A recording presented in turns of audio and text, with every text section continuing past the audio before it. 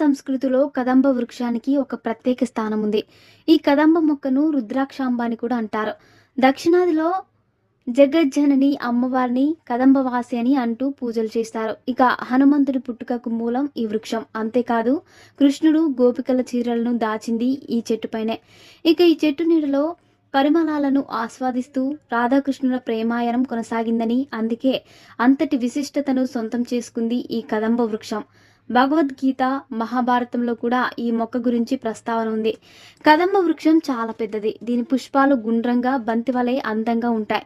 వీటిని లలితాదేవి పూజలో ప్రముఖంగా ఉపయోగిస్తారు. పలు రకాల బొమ్మల తయారీకి కూడా ఈ చెట్టు చెక్క పనికి వస్తుంది. ఈ చెట్టు 45 మీటర్ల వరకు పెరిగే అవకాశం ఉంది. ఈ మొక్క పెరిగేందుకు ఓ మోస్తారు నీరే సరిపోతుంది. ఉష్ణమండల ప్రాంతంలో బాగా పెరిగే లక్షణాలను కలిగి ఉంటుంది. ఈ వృక్షం ఇది ఆకు రాల్చదు. ఎప్పటికీ ఆకుపచ్చగా ఉంటుంది. నీడను బాగా ఇస్తుంది.